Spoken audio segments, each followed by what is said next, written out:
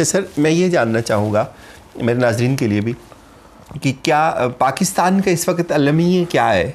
क़यादत का मसला है? अगर क़यादत है तो आप किस तरह से रेट करेंगे कि ये जो मौजूदा क़यादत है या इससे पहले जो गुज़रे हैं 70 से 72 साल का बोझ हमारी कंधों पे डल चुका है, लेकिन उसके बावजूद भी बहुत सारे तबकात इस वक्त इंतशार का शिकार हैं कि हमें आज तक अपना मसला नहीं तय कर सके हम कि हमें किस समत में जाना है।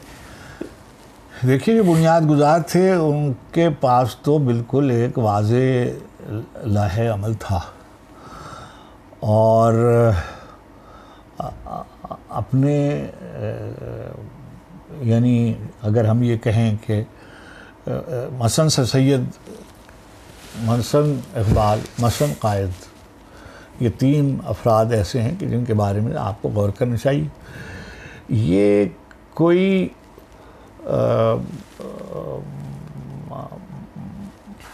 मासूम महज नहीं थे, ये मासूम अनिल ख़ता जिसे कहते नहीं थे, मगर ये तीनों शख्सियतें ऐसी हैं कि इन्होंने अपने जो ज़माने में उठाए जाने वाले सवालों के जवाब इनके पास थे। कोशिश की। मुमकिन है बाज़ सवालों के जवाब जो उन्होंने दिए हों उससे आपको इत्तफाक ना हो, लेकिन ज़रा सी देर को आप ये सोचें कि अच्छा फिर सर सैयद अगर ये न कहते कि जदीद तालीम के हुसूल के लिए अंग्रेज़ी ज़रूरी है, पढ़नी चाहिए, जदीद उलूम का हुसूल करना चाहिए, तो ये जो हम और आप इस वक्त बैठे हुए हैं, क्या ये हो सकता था? बिल्कुल नहीं। यानी सर सैयद के बग़ैर क्या इकबाल और कायद ये माशरती तश्कील नहीं कर सकते सर, यकीन खुद इनकी शख्सी तश्कील हो सकती थी? नहीं। ज़ाहिर है कि सर सैयद ने कुछ ऐसी भी कोई बातें की होंगी जिनसे आपको इत्तेफाक ना हो, लेकिन जो उनकी नीयत है कि मिल्लत मुस्लिमा की बेहतरी की सूरत पैदा होनी चाहिए, जिस दर्दमंदी से उन्होंने ज़िंदगी गुजारी और आखिर वक्त तक जैसा दीन से और हुजूर अकरम अलैहिस्सलातु वस्सलाम की ज़ात गिरामी से जैसी मोहब्बत और जैसा ताल्लुक़ उनको था, उसमें तो कोई दो राय नहीं है। बिल्कुल यही सूरत अहवाल अब हम ये देखते हैं कि हमारे बहुत से दोस्त, मैं देखता हूँ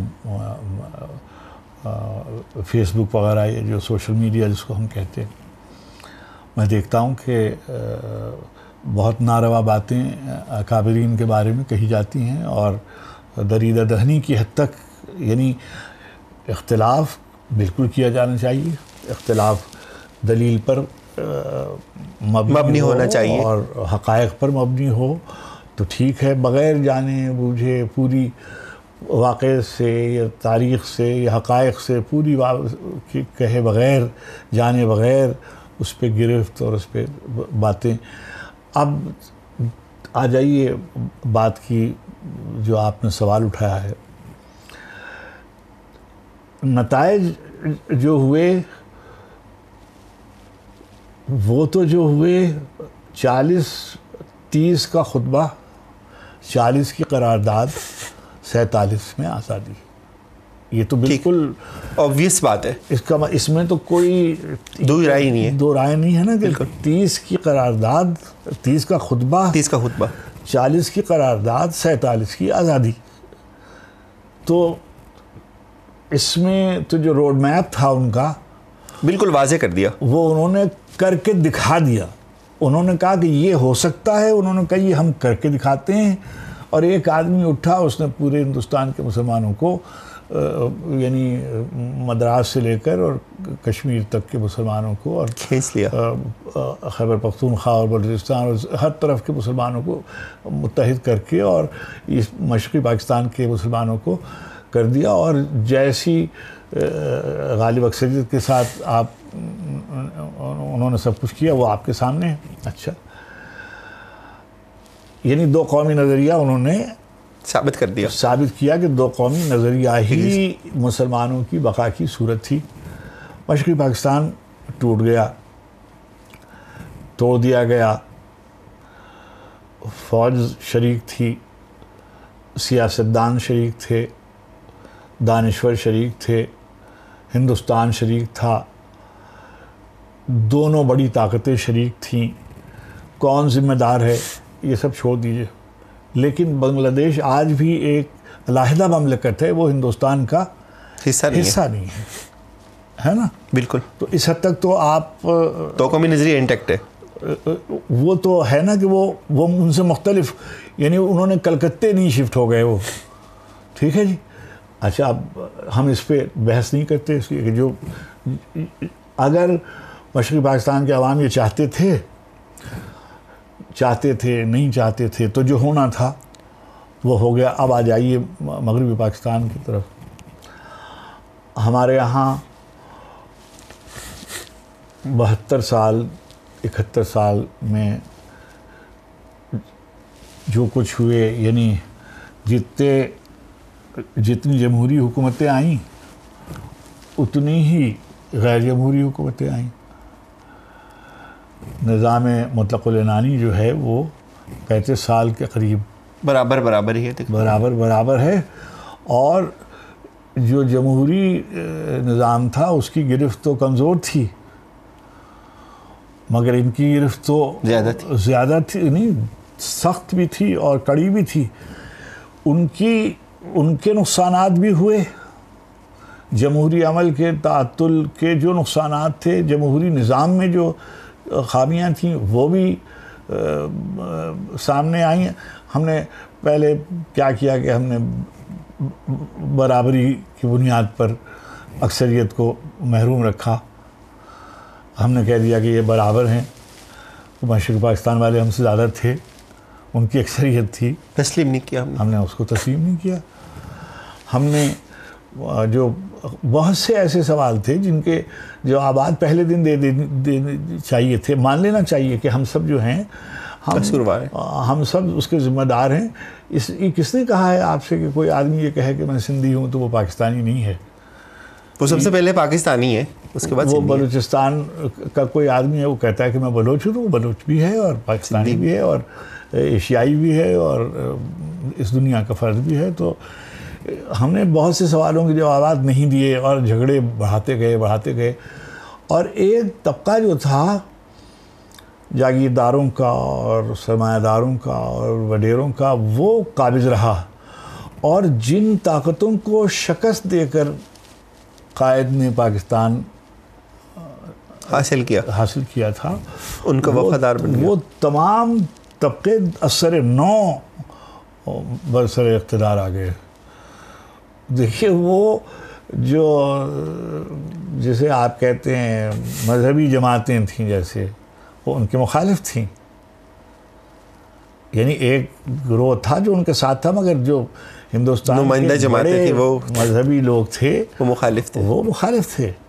यानी हम कहते हैं कि भाई शबीर अहमद उस्मानी साहब मसलन अलैहिर्रहमा की ज़ात गिरामी, या फ़र्ज़ कीजिए मुफ्ती मोहम्मद शफ़ी साहब, या इस तरह के, मगर जो अकाबिरीन उलमाए हिंद थे उस ज़माने में समझे जाते थे, यानी मैं कोई पैमाना लिए नहीं बैठा, मगर मैं ये कह रहा हूँ कि जो उस वक्त के जो 72 लोग थे, जो तवाना आवाज़ें थी, वो थी उधर थी, उन्होंने मुखालफत की। बिल्कुल, इसलिए कि कायद बिल्कुल एक जुदागाना मिजाज के आदमी थे और वो बिल्कुल एक बहुत ही, जैसे मैं इकबाल के बारे में कहता हूँ कि इकबाल 200-250 साल में हज़रत शाह वलीउल्लाह मुहद्दिस देहलवी के बाद शायद इस्लामी फ़िक़्ह पर और इस्लामी फ़लसफ़े पर इतनी नज़र हमारे यहाँ बर सग़ीर में किसी और आदमी की नहीं थी। हुसैन अहमद मदनी की भी नहीं।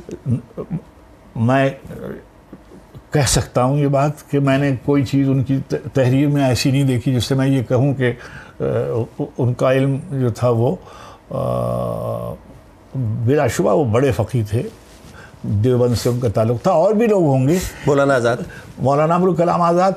देखिए, तहरीरें बताती हैं, यानी कोई इदारे जो हैं उनसे वाबस्तगी और सामने लाने की वजह से, मसलन मौलाना की तहरीरें हैं और इकबाल की तहरीरें हैं, कोई दूर का वास्ता नहीं है।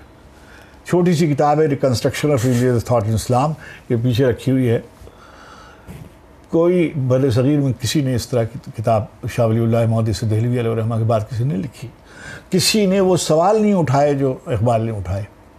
अच्छा, जाहिर है कि इन सब ने उनकी मुखालफत की।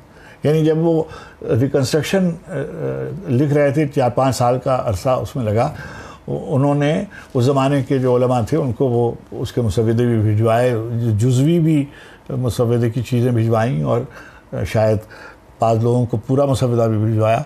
मसलन सुलेमान नदवी अलैहिर्रहमा या मौलाना अब्दुल माजिद दरियाबादी अलैहिर्रहमा, इन लोगों ने वो मुसव्वदे देखे और उस पर उन्होंने अपनी इख्तिलाफी आरा का इजहार भी किया। लेकिन मैं ये कहता हूँ कि इतनी जुर्रत और जसारत के साथ और इस कदर यानी दलील के साथ उन्होंने अपने रिकन्स्ट्रक्शन को रिविज़िट किया। और नाम देखिए, ये रिफॉर्मेशन नहीं थी, रिकन्स्ट्रक्शन थी, तश्कील नौ थी। लेकिन हम इसी से चले, ज़िमनी सवाल आ गया, ये चूँकि गुफ्तगू उस तरफ चल गई है तो मैं एक सवाल कर देता हूँ आपकी इजाज़त से।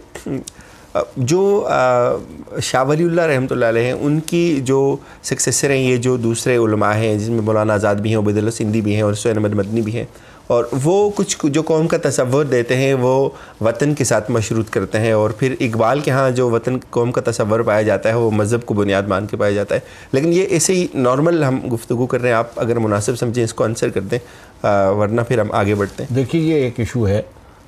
इकबाल ने बहुत ही, ये मैं शायर हूँ इसलिए मैं तो उनके खाके पा भी नहीं हूँ, लेकिन मैं समझ सकता हूँ किस दर्द से उन्होंने ये बात कही होगी। कलंदर जुज़ दो हरफ़ लाइला कुछ भी नहीं रखता, फ़क़ीह शहर क़ारून है लुग़त हाय हिजाज़ी का। फ़क़ीह शहर क़ारून है लुग़त हाय हिजाज़ी का। तो ये जिसकी भी तरफ इशारा हो कि वो कौन से फ़क़ीह थे जो लुग़त हाय हिजाज़ी के क़ारून की हैसियत रखते थे। सरूद बरसर मेंबर के कौम अज़ वतन अस्त, शब ख़बर ज़ मक़ाम मोहम्मद अरबीस्त, अजम हनूज़ न दानद रुमूज़ दी वरना ज़ेदेवबंद। भी राह चलते मुसलमान से पूछिए कि क्या उसका दीन, उसकी इज़्ज़त, उसकी हुर्मत महफूज है। खौफ से जवाब न दे, ये बिल्कुल जुदागाना बात है। सर आगे आते हैं, अगले थोड़ा सा कंटेम्प्रेरी इशू पे भी बात कर लेते हैं। इस वक्त पाकिस्तान को आप कहाँ देखते हैं, जो ये नई क़यादत के पास है, आप कितना मुतमईन हैं? अगर मैं कहूँ, मैं तो सच्ची बात यह है कि एक छोटा सा एनेक्डोट मुस्तार लेता हूँ। एम फॉस्टर बहुत बड़े नावल निगार थे और उन्होंने बहुत बड़ा नावल लिखा पैसिफिक इंडिया। तो मैंने उनका एक इंटरव्यू देखा 70 की दहाई में। इंटरव्यू करने वाले ने उनसे पूछा कि आपने 4 दहाइयों से कुछ नहीं लिखा है, 3 दहाइयों से कुछ नहीं लिखा, और आप जो हैं वो पुराने लॉरेल्स पे इत्तेफाक करके बैठे हुए हैं। तो उन्होंने ये कहा कि मैं ज़िंदा हूँ मगर मैं इस ज़माने को समझता नहीं हूँ। मैं इस ज़माने को समझता नहीं हूँ, जो इसके इंटरेक्शंस हैं, जो इसकी डायनेमिक्स हैं। मैं इसकी तफ़हीम, मौजूदा इंसान की तफ़हीम मेरे लिए मुश्किल हो रही है, इसलिए क्योंकि मैं इसकी तफ़हीम मेरे लिए मुश्किल है तो मैं इसके बारे में लिखता नहीं हूँ। इससे एक बहुत बड़े इकोनॉमिस्ट थे, दुनिया के बड़े इकोनॉमिस्ट भी है, नोबेल लॉरिएट, एशियन ड्रामा उनकी बहुत बड़ी किताब थी, गुनार मीरडार, स्कैंडिनेवियन इकोनॉमिस्ट थे। उन्होंने अपनी ज़िंदगी के आखिर दिनों में एक इंटरव्यू में ये कहा कि जब मैं पैदा हुआ था और मैं पढ़ता था तो मैं कहता था कि मैं जब बड़ा होऊंगा तो मैं अपने माशरे को और अपनी दुनिया को बदल दूंगा, लेकिन अब जो मैं देख रहा हूँ ये दुनिया उससे भी ख़राब हो गई है। अब मैं देखता हूँ कि जब मैंने होश संभाला था तो मैं ये समझता था कि मैं ये जो वियतनाम की जंग है ये मेरी जंग है, जो ये अल्जीरिया में जिहाद हो रहा है ये मेरा जिहाद है, जो लैटिन अमेरिका में जो जिहाद हो रहा है, ये जो चिली में आलिंदे की जंग है, जो चे गुवेरा की, फिदेल कास्ट्रो की होगी इस वक्त। कास्ट्रो की जंग है, ये नेल्सन मंडेला का जो किस्सा है, ये मेरा है, ये अगस्तिनो नीटो जो है, ये हो ची मिन जो है, ये स्टालिन नहीं मगर लेनिन की हद तक, ठीक। तो हम उनके मुतक़दीन में हैं और उनका बड़ा एहसान है एक नस्ल पे, बिल्कुल एक समाज। अच्छा देखिए 100% आज भी अगर सेंट्रल एशियन रिपब्लिक्स में 100% अगर एजुकेशन है और 100% सिक्योरिटी है, तो उसका सबब सोवियत सिस्टम था उनका, नो डाउट। नाकाम हुए, ब्यूरोक्रेसी की वजह से नाकाम हुए, नाकाम कर आलमी साजिशों की वजह से हुए, किसी वजह से हुए, लेकिन कुछ हमारा हाथ भी है। अब एक छोटी सी गुजारिश ये भी है कि क्या ये दुनिया उस वक्त महफूज थी या अब गैर महफूज है? अब मेरे ख्याल में ज़्यादा गैर महफूज है। ये से फैसला करने की बात है। अब जो अहकामात ट्विटर पे दे दिए जाते हैं, जुर्रत और जसारत हो सकती थी हुकूमतों को, खुद मुख्तार हुकूमतों को। किसी को कहा जाता है कि ये जो हुकूमत है ये मेरे चश्म अबरू के इशारे पर मुनहदिम हो सकती है या कायम रह सकती है। किसी को कहा जा सकता है कि हम इसको तहस नहस कर देंगे, हम इसको रहने नहीं देंगे। हम किसी से कहा जाता है कि हम ये फ़लाँ को हम इसकी सालगिरह नहीं मनाने देंगे। किसी को कहते हैं कि हम, आज ईरान के गिर्द भी घेरा तंग हो गया। देखिए जहाँ कहीं फसाद है, आपका क्या लेना देना है इराक़ में? आपने पहले इराक़, आपने सद्दाम के साथ जो किया मिलके, पहले उसके साथ मिले, फिर उसको आपने कुवैत पे चढ़वा दिया, फिर उस पे इल्ज़ाम लगाया कि उसके पास आर्सेनल है, तो वो तो कहीं से भी नहीं निकला, नहीं साबित हुआ। और फिर आपने उसकी ही सीन बजा दी। गद्दाफ़ी ने आपकी हेजेमनी को मानने से थोड़ा सा चैलेंज किया। आपने देखिए कि आपने लिबिया का क्या हाल किया, आपने हाफिजुल असद का क्या हाल किया, वो चले गए तो अब बशार अल असद का क्या किया? जहाँ कहीं अफगानिस्तान में क्या किया? अच्छा आप वहाँ बैठे हुए हैं, अभी ये नहीं तय पाया कि 9/11 का जिम्मेदार कौन था, अभी तो ये भी नहीं तय पाया। हज़रत उसमें फिर मुसलमान कुछ ममालिक की इमा पर ही ये सारी चीज़ें भी होती हैं, तो हम उनको तो इससे हम बाहर नहीं निकाल सकते। जो हम नज़र आता है, हमारे के स्टूडेंट अगर तो हम देखते हैं कि कुछ मुसलमान ममालिक ही उनके पीछे, मुसलमान ममालिक के पीछे पड़े हुए हैं। अगर हम ईरान की बात नाज़रीन में इसलिए कर रहा हूँ कि अगर आपका ईरान जाना हो, तो ईरान में अगर आपको कोई जान मिले तो वो कहे कि आप कहाँ से हैं, तो आप कहें पाकिस्तान से हैं। तो फिर अगर वो पूछे कहाँ से हैं, तो आप कहेंगे इस्लामाबाद से हैं, तो वो कहते हैं कि आप इफ्तिखार आरफ के शहर से हैं। तो शायद जितना आपको सर ईरान में जाना जाता है, तो शायद ये आपको भी नहीं पता कि आपको इतना ईरान में कितना जाना जाता है, और उसकी निस्बत पाकिस्तान में इसलिए शायद कम है। तो मैं इसलिए ये बात पूछना चाह रहा हूँ। नहीं, वो देखिए मैं वहाँ रहा ईरान में, और उसके बहुत से असबाब हैं। देखिए मैं बहुत ज़रा सी फ़ारसी जानता था, थोड़ा सा मुझे इल्म था तारीख़ का, और शायरी से मुझे दिलचस्पी थी, और तसव्वुफ़ से मुझे दिलचस्पी थी, और दीन से भी मुझे दिलचस्पी थी। और मैं हमेशा से जो मुख्तलिफ़ इस्लाम के मकातिब फ़िक़्ह हैं उनसे इस्तिफ़ादा करता रहा, और किसी एक पर रुक के नहीं बैठा।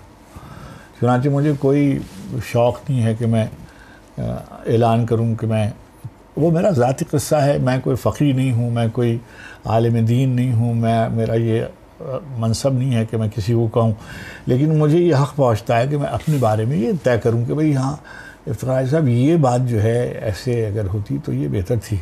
आप कहें कि ये आपका हक़ नहीं, आपके ठीक है, तो मैं उसका ज़िम्मेदार हूँ, खुद ही हूँ मैं ज़िम्मेदार।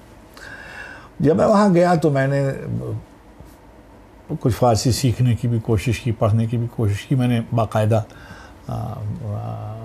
मेरे लिए मुहैया किए गए। मेरे दोस्त हैं फ़रंगिस्तान ज़बान व अदब ईरान के जो सरबराह हैं डॉक्टर हद्दाद आली, उन्होंने मेरे लिए एक उस्ताद मुहैया किया जो मुझे तशरीफ़ लाते थे और मेरे उस्ताद की हैसियत से उन्होंने मुझे पढ़ाया।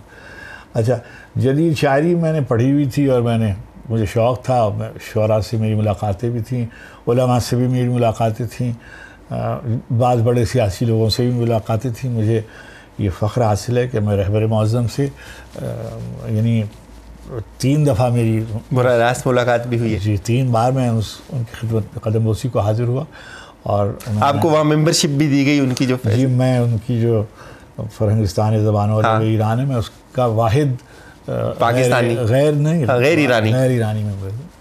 और नाज़रीन, ये भी हमारा एजाज़ है इस वक्त आप लोग एक ऐसी शख्सियत को देख रहे हैं। और अच्छा, अब मैंने जनाब वाला वहाँ जिनके बारे में हम सुनते थे, मसलन हर आदमी जो ईरान जाता है वो ज़रूर जाता है मशहद मुक़द्दस और इमाम अली रज़ा अलैहिस्सलातु तस्लीम के रोज़ा अतहर पे हाज़िरी देता है। और मेरे लिए ये शरफ़ की बात थी कि मैं वक्तन फ़वक्तन वहाँ हाज़िरी देता था। और इसी तरह से क़ुम मुक़द्दस में मासूम क़ुम सलामुल्लाह अलैहा जनाब फ़ातिमा सलामुल्लाह अलैहा के रोज़े पे हाज़िरी देता था। ये तो मामूलात में शामिल था। इसके अलावा जो अजल सूफिया थे, मैंने उनके मज़ारों पर भी बहुत हाज़िरी दी। मसलन बायज़ीद बस्तामी अलैहिर्रहमा के मज़ार पर मैं कई बार गया।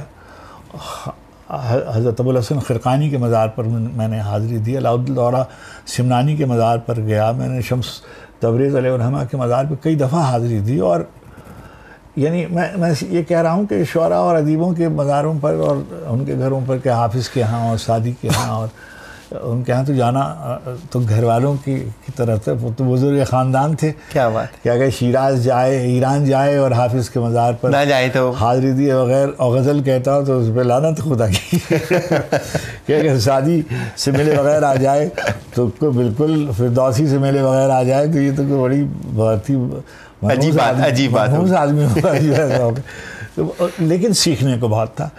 और दूसरी बात यह कि बात चीज़ें हैं जो हमें नहीं मालूम, मुझे नहीं मालूम थी, मैं बहुत से लोग होंगे जिनको मालूम होंगी कि हम सब जानते हैं कि भाई वहाँ पर परसिपोलिस में और तख्त जमशीद और नक्श रुस्तम वगैरह ये सब चीज़ें हैं जो तारीख़ी शिराज़ की।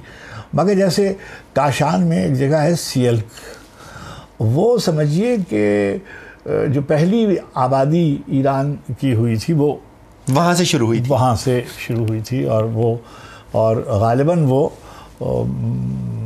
यानी मेरा ख़याल ये है कि वो एक तरह से खुर्शीद परस्त थे, ये नहीं मगर खुर्शीद उनकी ज़िंदगी में बहुत अहमियत रखता था। तो वहाँ हम गए तो हमने उनसे ये कहा कि भाई हमारा जो मोहनजोदड़ो का ज़माना है वो भी बहुत पुराना है और मेहरगढ़ उससे भी पुराना है, लेकिन बदकिस्मती से हम बातें करते हैं। अगर आप बाज़ार तशरीफ़ ले जाइए और कहिए कि भाई मुझे मेहरगढ़ पर 2 किताबें अंग्रेज़ी में चाहिए और 2 किताबें मोहनजोदड़ो पे चाहिए तो आपको किताबें नहीं मिलेंगी। 2-4 किताबें जो टूरिस्ट गाइड किस्म की किताबें हैं सरसरी वो आप जी हाँ कोई उस पर तफसीर, और जो हमारे बड़े रोज़ाना जो हमारे लिबरल्स ख़ास तौर पर रोशन ख़याल तबके के लोग फैशन के तौर पर नाम गिनवाते रहते हैं कि भाई हमारे यहाँ तो गंधारा और वो तक्षशिला का नाम भी सही नहीं ले सकते और कुछ वो ज़बान भी नहीं जानते जो वहाँ बोली जाती थी।